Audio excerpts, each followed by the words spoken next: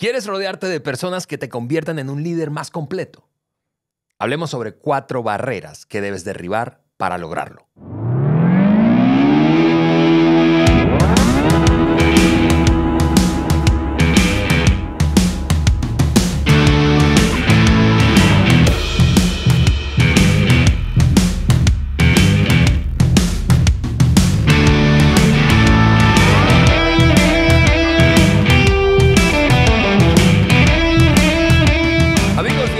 Al Maxwell Leadership Podcast por Juan Beriken, el podcast que agrega valor a líderes que multiplican ese valor en otros. Yo soy Ale Mendoza y estoy aquí en el estudio en la segunda parte de un episodio o de una serie de 2 que nos ha encantado. Si no escuchaste el anterior, tienes que hacerlo. Juan, bienvenido a este nuevo episodio. Gracias, Ale. Muchos saludos a ti.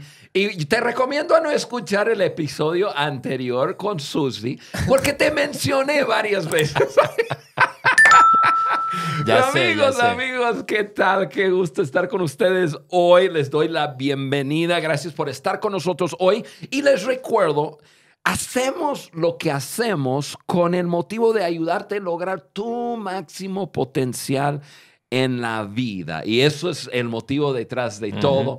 Yo sé que a veces decimos que nosotros agregamos valor a líderes que multiplican ese valor a otros líderes. Eso es, porque sabemos que cuando tú eres mejor, tú vas a hacer que los que estén a tu alrededor sean mejores también. Ale, el episodio pasado con Susi fue muy, muy buen episodio y ahora estamos concluyendo. De acuerdo. La pequeña serie sí. con lo que estamos viendo hoy. Me tiene súper emocionado. Así es. Y a propósito, estamos utilizando este libro del Dr. Maxwell que se llama Los cambios en el liderazgo. Te recomendamos ese libro si no lo has leído.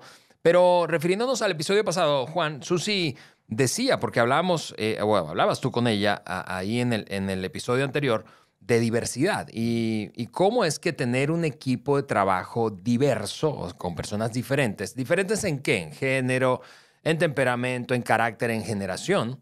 Es decir, en qué grupo generacional. Tienen un montón de beneficios. Sí.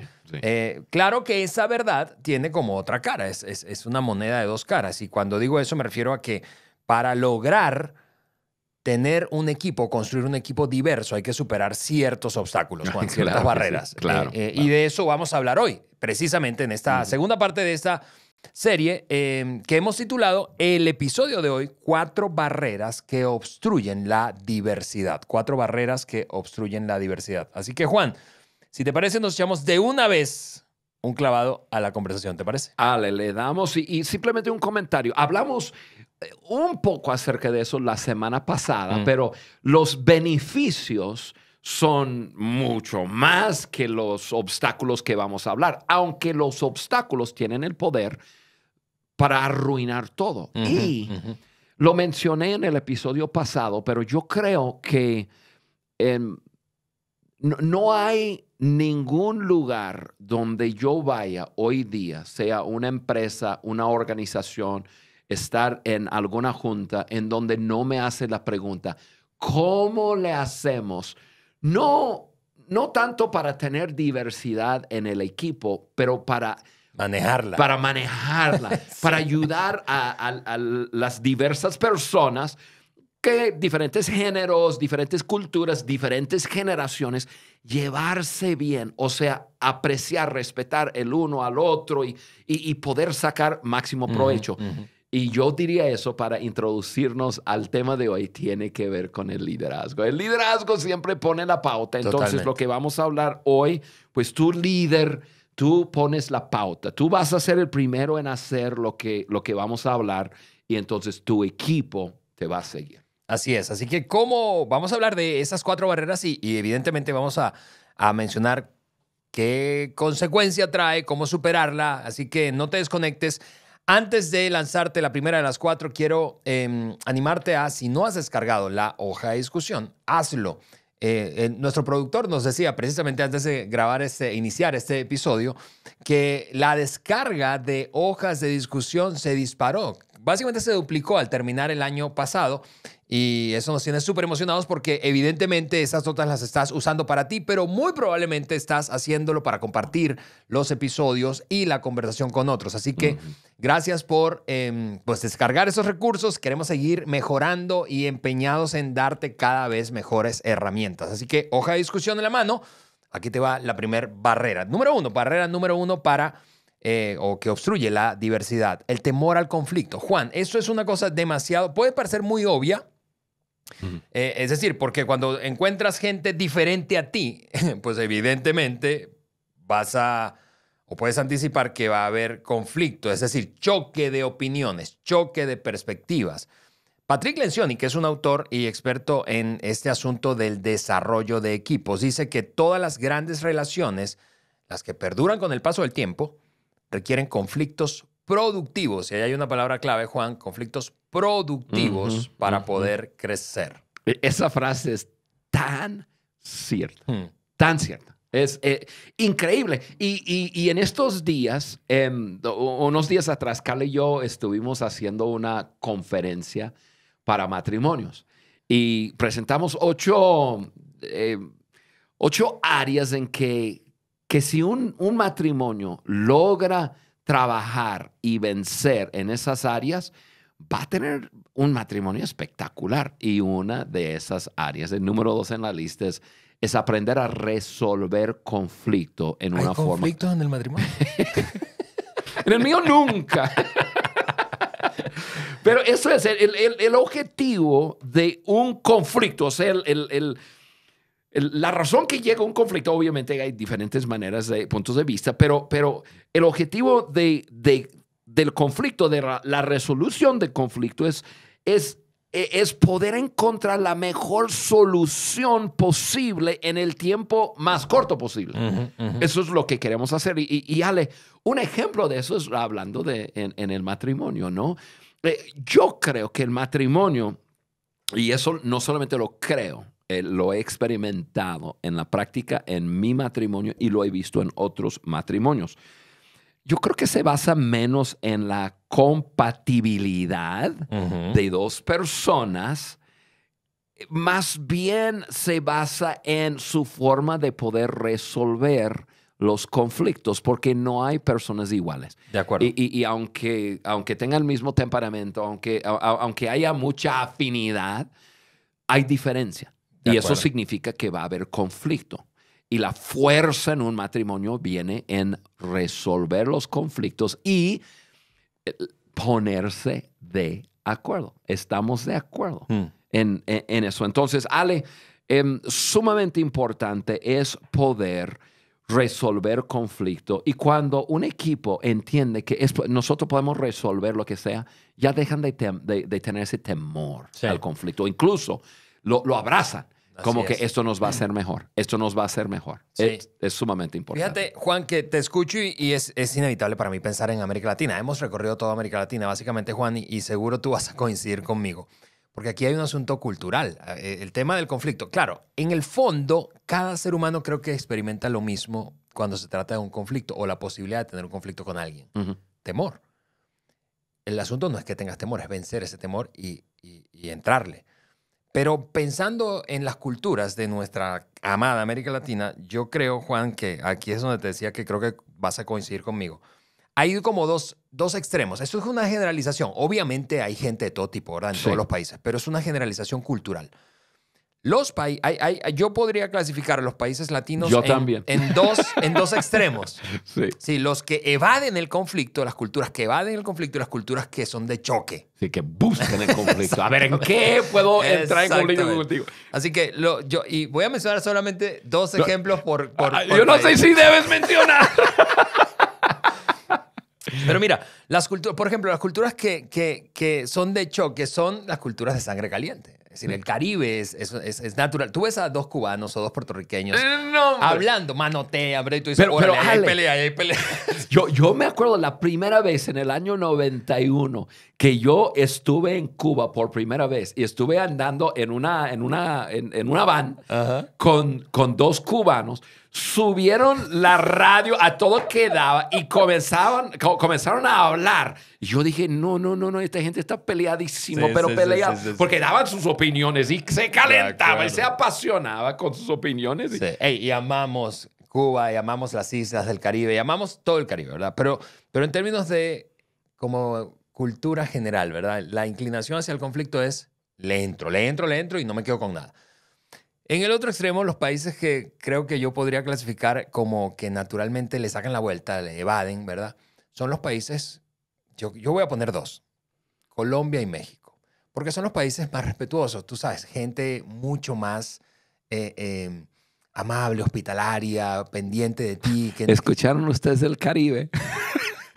Ale les está diciendo que no son amables ustedes.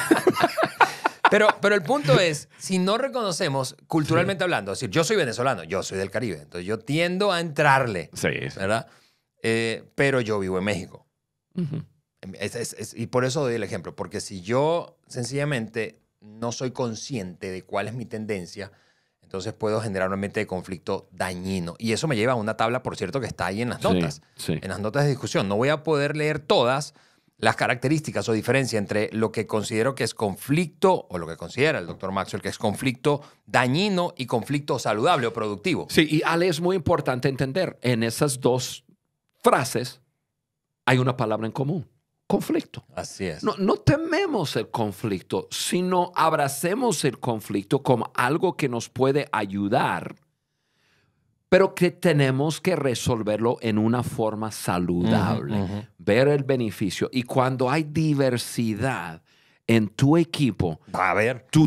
va a haber conflicto, pero tienes que trabajar fuertemente en tener un ambiente de respeto y de cosas que vamos a hablar más adelante, pero en donde se puede resolver el conflicto Totalmente. como se debe. Y yo comenté, hablando con Susi en el podcast, que cuando un equipo gira alrededor de la persona, el líder principal, y es su perspectiva la que cuenta, pues ese equipo nunca va a llegar a ser un equipo fuerte y grande. Entonces, la idea es que debe haber diferentes puntos de vista, Uh-huh. debe haber diferentes perspectivas que nos puede llevar a conflicto que tener que resolver, pero eso es bueno. Así es.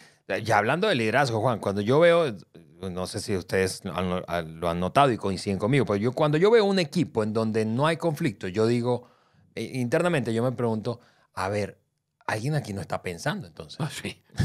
Aquí piensa uno solo. Exactamente, es lo que pasa. Es decir, porque o es demasiado el miedo que hay a la represalia, si digo me van a castigar, si digo me va a ir mal, o sencillamente el otro se impone y no permite que haya. Entonces, conflicto dañino, solamente voy a mencionar dos o quizá tres características. Conflicto dañino es ese que asume las diferencias como de un modo personal. Tú sabes, personaliza todo y se calienta emocionalmente, ¿verdad? En cambio, un conflicto saludable en donde es aquel en donde vemos las diferencias de un modo imparcial. Es decir, aquí lo vemos tú y yo distinto, tú lo ves desde tu punto de vista, pero vamos a hablar de aquello, no vamos a hablar de ti contra mí.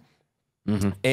Un conflicto dañino es el que busca represalias, evidentemente, ¿verdad? Ah, me la vas a pagar, me la hiciste, pero me la vas a pagar. Ahora te impusiste tú, pero la próxima no me voy a dejar.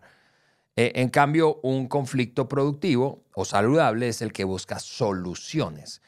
A veces lo decimos de esa manera, Juan, y es la mejor idea tiene que ganar. Uh-huh. No importa de quién venga.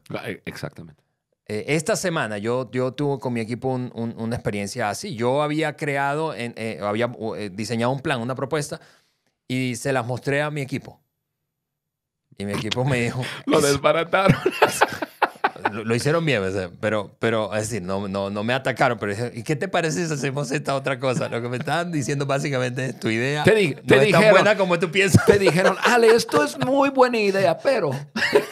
Exactamente. Entonces imagínate que yo me pongo a decir, no, mi idea, mi solución. No, la mejor idea tiene que ganar y si no es la mía, ¿qué importa? Porque precisamente de eso se trata el trabajo en equipo. Ale sabe que en el episodio pasado, otra vez hablando con Susi, yo confesé... Oye, yo tengo que cuidarme porque eso sí me va a quitar el trabajo. Yo mencioné que me doy cuenta que mis soluciones, que antes, pues yo tenía soluciones frescas y innovadoras. Y al pasar del tiempo, mis soluciones, mis ideas, ya no tienden a ser las mejores. Y ahora yo me estoy dando cuenta que es mejor para mí mentorear a personas más jóvenes con principios y que ellos tengan las soluciones porque son más relevantes. Y entonces eso, mira, amigo, amiga, si tú eres de las generaciones más grandes, probablemente te va a pasar. No te metes en conflicto ni contigo mismo ni con otros en que mis ideas tienen que ser. Poco a poco, tus ideas se van a convertir en ideas antiguas. Exacto. ¿Cómo las de Ale, que Ale está hablando? Pero tenemos que abrazar. Así es. Y eso, conflictos. Juan, me lleva al segundo punto. Pero, amigos, vean la tabla. Descarga la hoja de discusión y ves la tabla allí de qué características tiene un extremo y otro. El conflicto, insisto, dañino o tóxico y el conflicto productivo o saludable. Pero te decía, Juan, esa postura, esa disposición a ceder me lleva al segundo punto, que es la segunda barrera, la arrogancia. No podemos pretender tener equipos diversos con una actitud arrogante. Sí. ¿Qué es básicamente arrogancia? Más allá del concepto que tú puedas encontrar en el diccionario, ¿verdad? Es esa postura de creerte superior y que tus ideas, tu manera, tu experiencia es superior. Yo le decía esto hablando de ese espacio que tenemos un programa. Tenemos un programa en nuestra división de certificación de mentoría. Y yo tengo el honor tú también, Juan, de ser un mentor ahí de un grupo de personas. Sí. Y anoche yo tenía mi llamada de mentoría y les decía, miren, esto es lo que yo me he dado cuenta. Mientras más experiencia tengo, más suposiciones hago. Pero si yo no soy consciente de eso, eso me puede poner en un plan de arrogante. Sí. No, porque yo sé. ¿Y por qué sé? Se supone que tengo más experiencia y tengo que saber. Y sé más que tú. Entonces, arrogancia es una barrera, Juan, a vencer. Sí, Ale, yo creo que de los 4 obstáculos que vamos a hablar, la arrogancia es uno de esos obstáculos que más se ve. O sea, en el siguiente punto, que ahorita lo tocamos, es más... se anota o se nota, pero es intangible. La arrogancia está ahí frente y vivo. Y no creo que haya una cosa tan destructiva como una persona arrogante. Mira, la arrogancia nos impide apreciar a otros, especialmente la diversidad. Hey, tú eres diferente que yo y como yo me siento superior, no te puedo ni apreciar ni afirmar. No.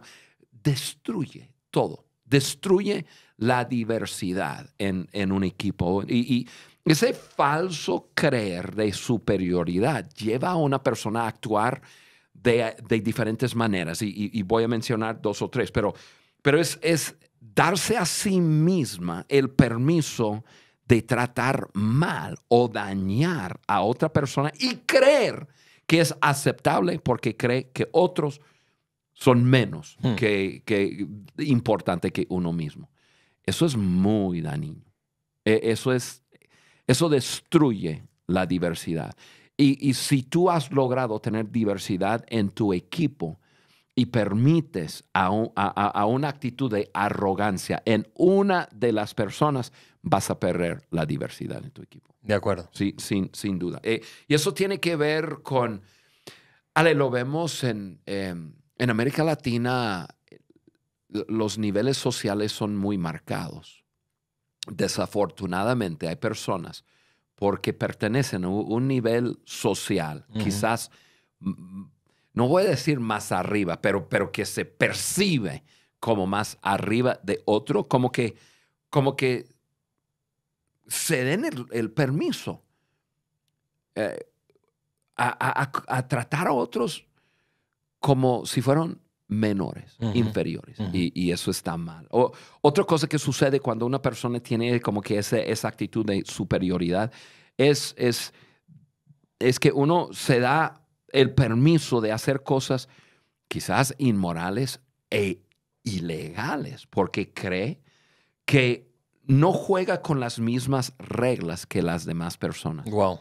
Igual eso destruye. Eso destruye un equipo en sí, pero destruye la diversidad.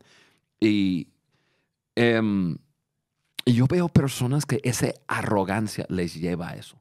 Hacen cosas inmorales, hacen cosas ilegales y creen que están por encima de la ley. Que tienen el derecho, sí. Que tienen el derecho. Otra cosa es, Ale, de creer que merecen ciertos privilegios que otros no tienen. Eso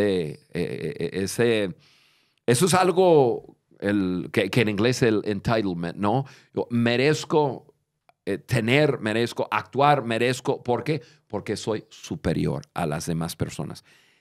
Esa actitud mata por completo la diversidad. Me hiciste recordar a un líder al que admiro mucho y que fue mi pastor, el pastor de la iglesia en la que yo me congregaba sí. en Venezuela. Yo lo conozco.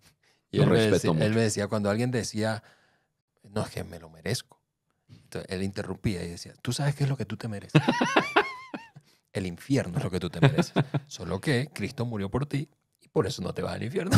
Entonces, pero era su manera de aterrizar a alguien y decir, no estés creyéndote una mentira de que tú te mereces algo, porque precisamente por creerte esa mentira empiezas a comportarte, así como acabas de decir, Juan, creyendo que tus reglas son diferentes a las de los demás, que tienes derecho, que tienes la libertad de tratar a otros como si fuesen menos. Sí. ¿Sabe lo que me encanta de nuestro líder John Maxwell? Es que aunque es todo un personaje, aunque tiene fama, aunque su gran desempeño del desarrollo de contenidos le ha producido prosperidad en la vida, él no tiene esa actitud. Yo he estado en mesas de trabajo con John, en juntas en donde estamos resolviendo problemas o hablando de ideas. Y John es uno de todos. Y eso invita la diversidad, diferentes puntos de vista, personas que ven la vida a través de un... Y John nunca se levanta, aunque a veces yo escucho a otro miembro del equipo hablando y yo digo, no, hombre, esa persona es nueva. No, eso va totalmente contrario a un principio de John o algo. Yo me sorprendo su actitud, que es el opuesto de arrogancia, de humildad. Yo creo que de humildad, de decir, eso es una perspectiva muy interesante, pero yo creo que algo así, pero nunca vergüenza. No. Y lo respeto mucho por eso. Qué increíble. Muy bien, barrera número 3 a superar para poder tener diversidad en un equipo es la inseguridad personal, superar esa barrera. Todos, Juan, yo creo que, y eso yo te lo he escuchado a ti a lo largo de los años que tengo conociéndote, y es, todos tenemos inseguridades, sí, todos. Sí. El asunto no es no permitir que mis inseguridades guíen mi comportamiento y mis decisiones. Sí. Porque la inseguridad personal, cuando le doy rienda suelta, entonces es un obstáculo. No puedo tener diversidad en un equipo cuando mis inseguridades me mandan, sencillamente porque voy a sentirme amenazado y voy a sabotear esa experiencia diversa. Maxwell dice, el mejor antídoto que he hallado para la inseguridad personal es pensar en ayudar a otros primero y ponerlos en primer lugar. Eso es tan cierto. Y eso es una manera muy práctica, porque alguien puede decir, pero ¿cómo hago con mis inseguridades? Con ese monstruo que de repente tengo adentro y se levanta. Ok, pon a otro primero. Sí, y este principio, este consejo es lo que a mí me ayudó mucho en vencer mis inseguridades. Porque, como tú dijiste, todos tenemos, pero la idea es ir venciendo tus inseguridades para que tus inseguridades no socavan el buen liderazgo. Así es. Porque como dijiste, yo hablo mucho acerca de la inseguridad, como socava, como mata el buen liderazgo. Quizás porque hubo un tiempo en mi liderazgo cuando se me abrieron los ojos a decir, ¿por qué actúo como actúo? Y darme cuenta por inseguridades. Uf. Y entonces fue John Maxwell y su manera de verlo y de decirlo aquí, pon a otros primero, ponlos en primer lugar, que comencé a hacerlo. Y yo sé que como me dificultaba en un principio y esas inseguridades estaban siendo matados en mi vida. Y ahora, no puedo decir que yo soy un hombre sin inseguridades, pero he podido vencer. Sí. Me doy cuenta y no voy a dar lugar a mis inseguridades para controlar. Y eso es lo que tenemos que hacer. Amigo, amiga, eso es lo que tienes que hacer. Tienes que trabajar en tus inseguridades porque todos tenemos. Y la inseguridad le impide a una persona poder valorar a otros por encima de sí mismo y entonces eso mata la diversidad. ¿Sí? Totalmente. Yo lo mío, como tú dijiste, si yo soy el líder principal, mis inseguridades incluso no me permite tener personas que piensan diferente, que quizás saben más, que tienen mayor experiencia estar a mi alrededor. Yo evito a que estén cerca. ¿Por qué? Porque entre más cerca, más me siento menos. Y eso me controla. Y en la práctica, hablando de formación de equipos, Juan, yo no sé si tú piensas igual. Seguramente tú y yo hemos visto gente insegura, líderes inseguros, se rodean de gente que pueden controlar. Uh-huh. Es decir, ¿por qué? Porque no traen gente que es mejor que ellos, porque sienten que no los pueden controlar. Claro. Eso sí, tal cual. Entonces, se pregunta mucho esto, ¿cuál es la diferencia entre motivar y manipular a las personas? Uh-huh. Y lo estoy agregando aquí porque eso tiene mucho que ver con ser una persona segura, insegura. Los dos tienen que ver con mover a las personas, pero la respuesta, la diferencia se encuentra en el motivo. ¿Por qué estás moviendo a las personas? ¿Cuál es tu motivo? ¿Beneficio propio? Si es así, entonces tú vas a reclutar personas que puedes manipular, controlar.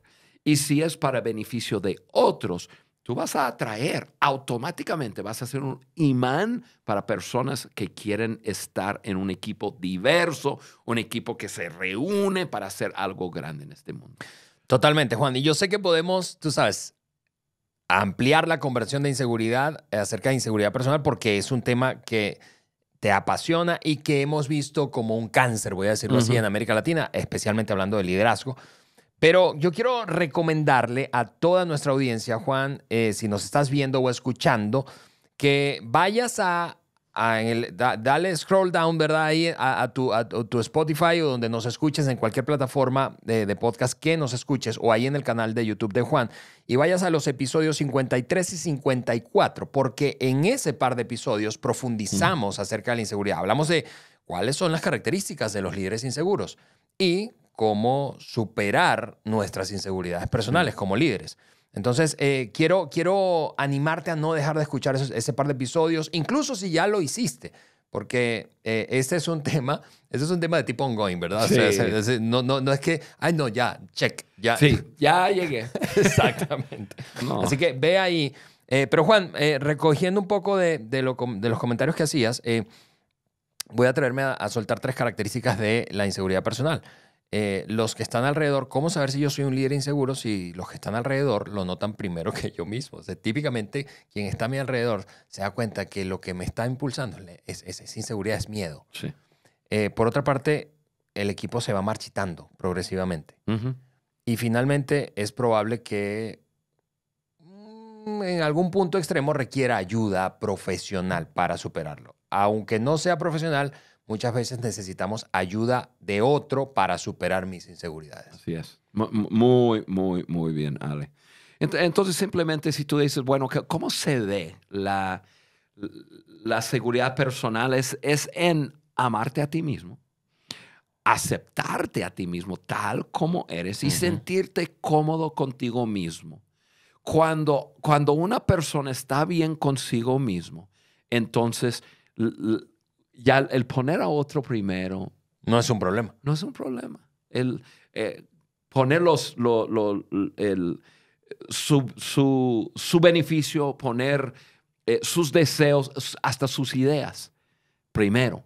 Y eso es. Y uno tiene que crecer en esa área. Tal cual. Juan, terminamos, ¿te parece, con la última barrera, obstáculo a superar para tener un equipo diverso? Y voy a mencionar esta, que es un concepto hoy demasiado en boga, voy a decirlo así. Se habla muchísimo de esto y me refiero a la inclusividad. No ser inclusivo es un obstáculo, ¿verdad? Es una barrera para poder tener un equipo diverso. Si yo estoy cerrado a la idea de que personas diferentes a mí formen parte de mi equipo, cualquiera sea la diferencia, esa actitud de no inclusividad pues impide que yo sea o tenga un equipo diverso.